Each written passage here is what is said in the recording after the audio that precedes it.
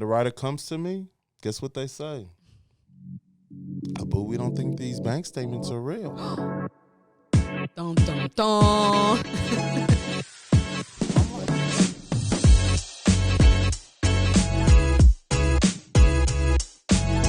Hello, how we doing today? Hey. Yeah, so my name's Abu Jabi. I'm with AMP Lending. Danielle Bilumbu Leach with DBK Real Estate. And we're back with Let's Keep It Real Now. Mm-hmm. And yeah, let's keep it real now. Like really now. Really now. Don't play really me, okay? Now, really now. So, yeah, basically we just want to come back on the podcast to be able to give our followers some more information pertaining to the real estate world and help you guys out. Yeah, one of the questions that some people ask, because this is the beginning of the year, it's still January right here, and then people want to know how could they source their down payment if they want to buy. Yeah, that's a really good question. Where if you have tons of money, some people don't, but a lot of people do. Yeah. For those that have ton of money, you have to make sure this money is legit. Yes. Right? Yes. So how can we source it? Where? So basically how this process works is typically what I tell my borrowers is, as a lender, we look back 60 days. 60 days, I get your bank statements. Any transaction within those 60 days, if there's any large deposits on those transactions, we do need to source them. On that 61 day, we don't care about where those deposits came from. So pretty much if I was doing some money laundering, I don't do money laundry, but I give an example. Any ideas. And I'm not giving you ideas. Don't be a criminal or anything like that, okay? Yeah. But if I'm doing some, I'm having some cash, maybe money, as I'm not able to source it and I don't want to justify it. Yeah. Does it has to be, I'll ask that question after.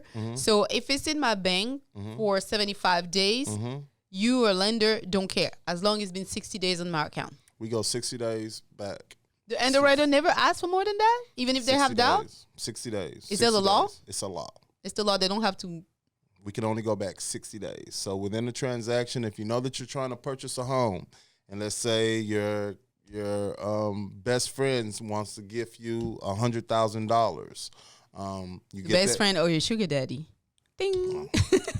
Your sugar daddy or whatever it may be, they want to go ahead and give you some money, and you put that money in your bank account. Let that money sit in your bank account for at least 61 days before you start an actual real estate transaction. Okay, that's good to know. So if, for example, you sold up for those African that like to do business overseas and buying and selling home and correct. You're getting these funds and you're transferring these funds from a foreign national place to an actual U.S. account. You want that money to sit in the bank at least 61 days before you start a real estate transaction. Does it have to show up on your taxes, or your lender don't care? No, all we're looking at is bank statements. Okay, so you just go by bank statements. We just go by bank statements. So basically, if you know that you're doing a real estate transaction and you're going to have large deposits that are going to be coming into the account, make sure that you can source where that money comes from. So basically, when we say sourcing the actual money, we're going to do a paper trail. We want to know that this money belongs to you. So if you have another account that you have and you're transferring money from one account to another account, we want to source where that money's coming from to make sure that you didn't do any drug transactions, you didn't go out there and steal the money from somebody, and you're not able to account for where that money came from. We have to be able to be able to source. And when you say don't put large deposit in your account, it's just a matter of you put large deposit, but as long as you source it, you're fine. If you put, for example, $5,000, they come to you, and you know it come from your cousin, whatever. Yeah. During the transaction, yeah, it's okay. You cannot use that money to purchase the home, but it can be in your account, and you can tell the underwriter where it come from. Exactly. So we can back money out. Okay. We can definitely back money out. If there's money there that we can't source, we can do a letter of explanation to the underwriter to let them know that, hey, we're not using them sources. Go ahead and back that out. But then anything else that we're using for the transaction of the purpose of purchasing real estate, we do have to source those funds. And then could you take money from a family member? You can. You can take money from your mom, your dad, your sister, your brother. Your kids? That's a good question. I've never seen a kid gift a parent money. Well, we see that a lot. You do have a lot of kiddos. They're in the 30s and they're making monies and they're helping the parents buy the home. That should be available. That's a family member. It's a direct family member. Direct family member. Yeah. Even though I haven't seen it a lot, you definitely would be able to do that. You haven't seen a lot of No, I don't think kid. I've ever seen it. I've seen parents gift the kids money, but I haven't seen kids gifting the parents money.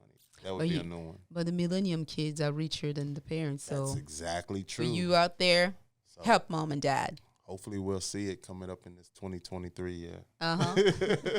Which other way outside of your income, so you can use the money from family members. You can use the money if a friend of yours give you the money, but he's been sitting in your bank account for at least 61 days. 61 days. It has to be in the account or we can't use it. So you can also use your retirement money, right?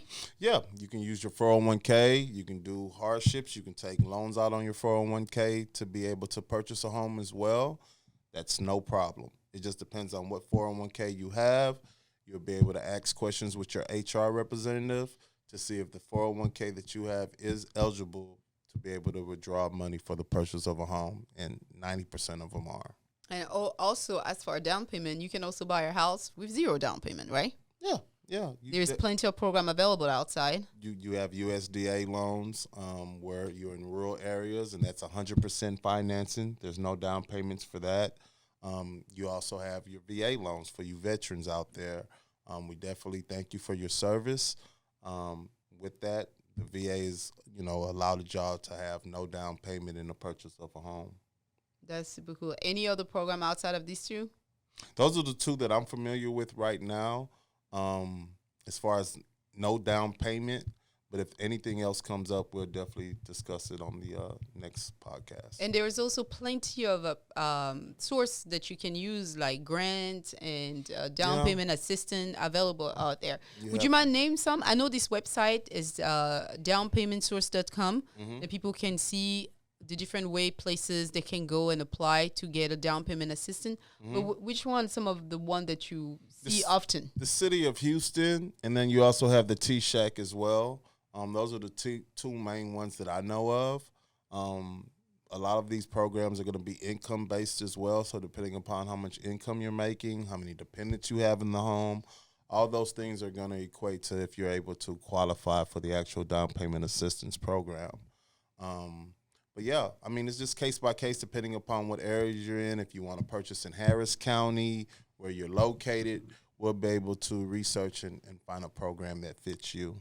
I know there is on the real estate side, when I see those payments, so oftentimes some of them they're kind of stigmatized. Like when a lot of realtors do not understand down payment program in general, and then so they just go ahead and tell the seller, no, don't work with them because it's down payment assistance.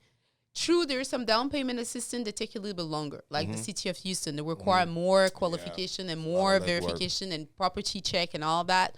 And instead of closing in 30 days, which is kind of the norm, lenders support us to get us going in 30 days or less. He get us going in less than 30 days. But sometime they take 45 days, 60 days to close. It doesn't necessarily mean it's bad, right? They just need the city of Houston, or you also have the Harris County one, down payment assistance program. You also have the state one, down payment assistance program.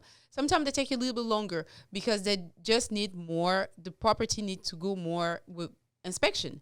They're going to send someone to the property to really make sure the property meet the requirement from the city, the county, or the state. Exactly. And then don't always, there is seller out there, don't always disqualify. If you know you have a property anyway, you're having a hard time moving it because nobody wants it for whatever reason, and then you have someone who has down payment assistance, give them a chance, you know. And then some of them, they have to make sure they qualify within. If you want to do a down payment assistance, he has to the house needs to qualify within the city limits or Harris County limit, depending on the area.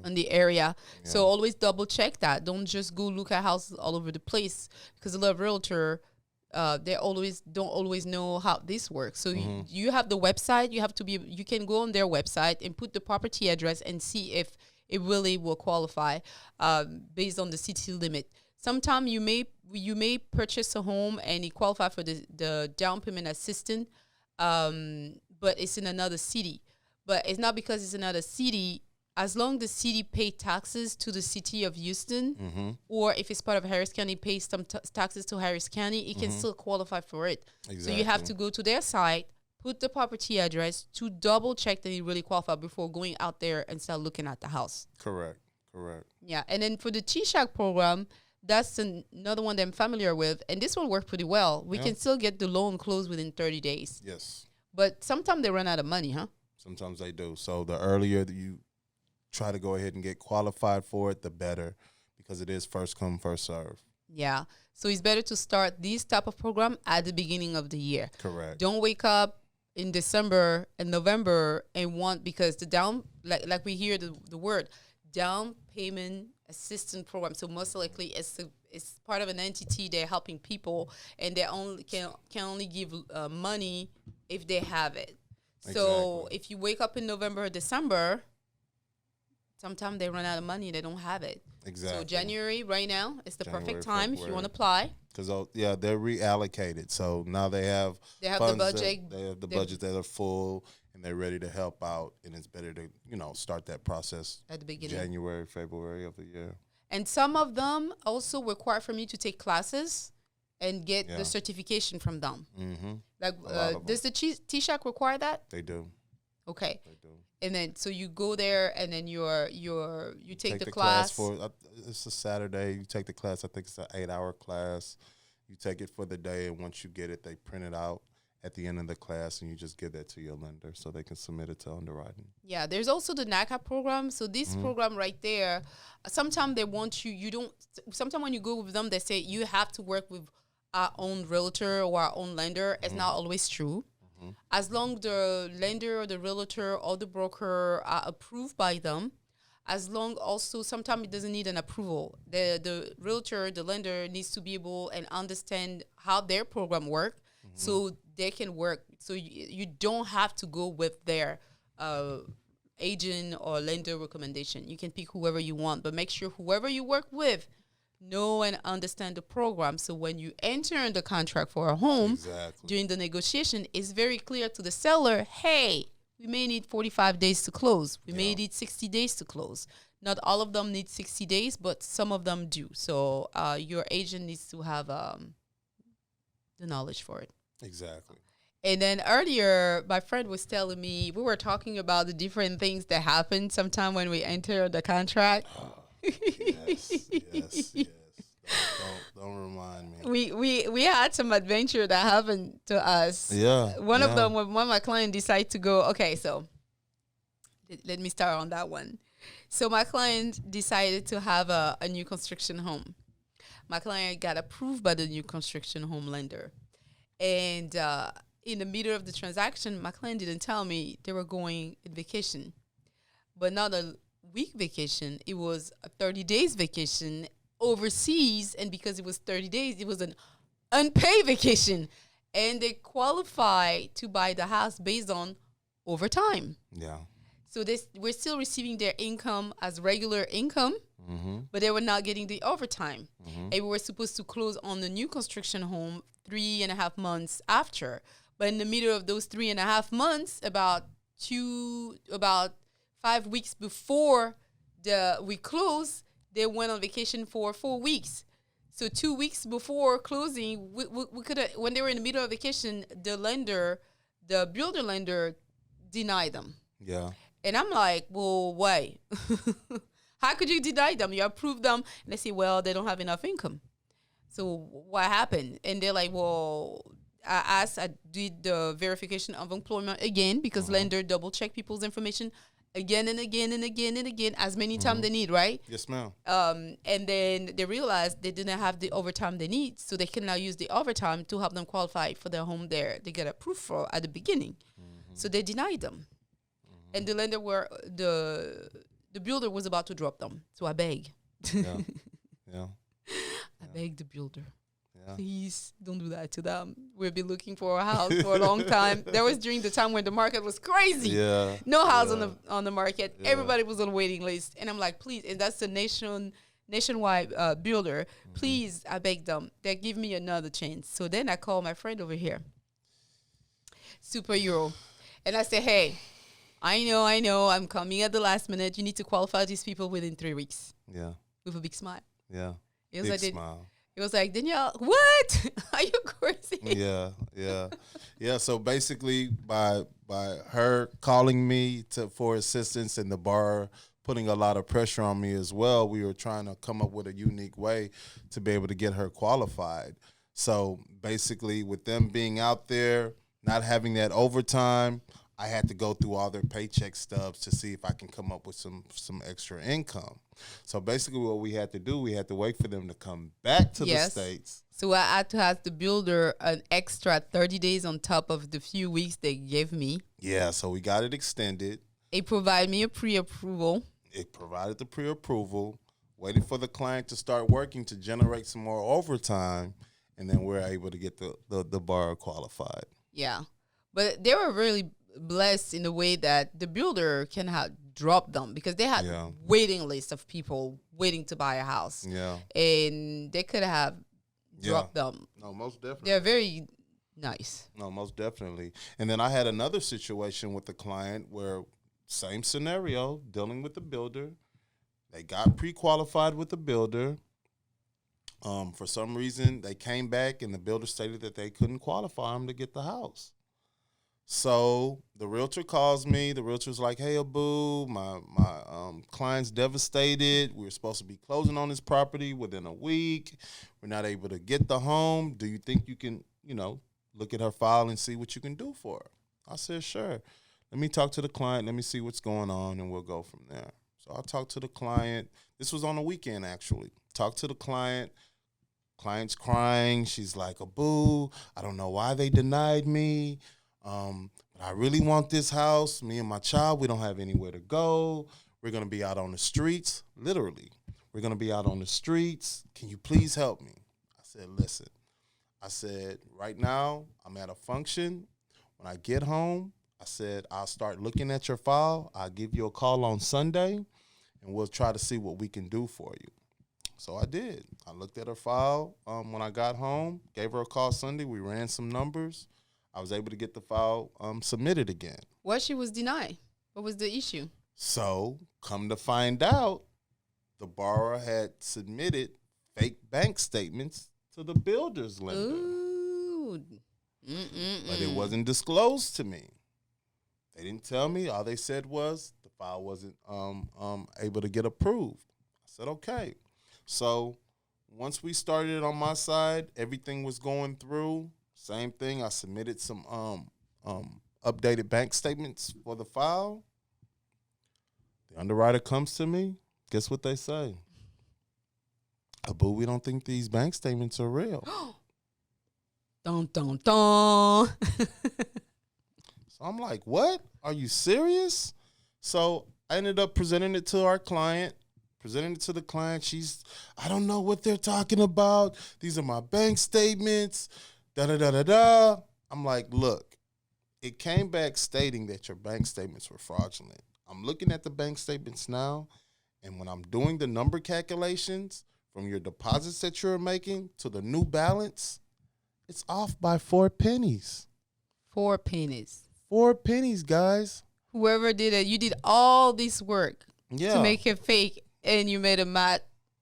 By 4 cents. Oh. So we're saying all this to say, listen, there's no shortcut to home ownership. No. If you're looking to purchase a home, do things the right way, get with 2 professionals on the realtor side and also on the lending side, and we can advise you accordingly how to go by and do things the proper way so we can go ahead and make this home purchase happen for you. People don't realize, and sometimes they get very frustrated with me, not with me, but with the process. When you buy a home, the lender keep asking you over and over and over the same documentation. And some of my clients are like, why they keep asking me the same things? I give it to them before. They ask me again. They're not doing it because they just want to annoy you. They're doing it because of things like that. They want to make sure the documents you provided are real from the beginning because they have the obligation to double check, triple check, quadruple check, then all the documentation are right. Correct. And then there's no fraud going on. And it's better for her to have been stopped before, because could you imagine if she has been approved and then they find out after? That's federal crime, right? It's federal crime. You don't go to jail there. You go to prison. You can go to prison depending upon how much charges they want to make or what fine that they want you to pay. There's consequences to these things. And not only that, you're putting innocent people in the line that, for me, I have a license. I do this for my family. You're putting us in harm's way where things can come back and I can get my license taken away. So it's not fair to the people that are involved in the transaction, where we're coming with this type of qualifications to help somebody qualify. We're being honest. We're being upfront with these clients. And all we want is the same thing in return. Yeah. That's crazy. Yeah. I had a question earlier. Someone was asking me, could you, as a young person in your early 20s, 18, 19, could you still qualify to buy a house? You can. The answer is absolutely yes. Mm-hmm. As long as you're 18, you can buy a house and have a mortgage loan. But what some of the things you think they needs to know or do in order for them to really be prepared? Yeah, that's a real good question. I mean, typically people think that, they have their self-knowledge and, they think that, a lot of things are common sense when it comes to purchasing a home. And typically that's not accurate. I mean, a lot of things are black and white, and that's how the underwriter looks at things.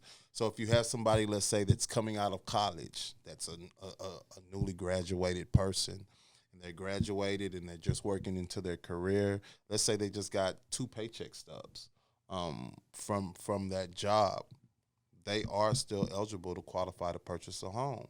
Typically, when we look at qualification, when it comes to a job, we want you to be on your job for at least 2 years. Mm-hmm. But somebody coming out of college, we use that college degree as the 2 years of experience as far as having something that goes with the job that you're currently working in.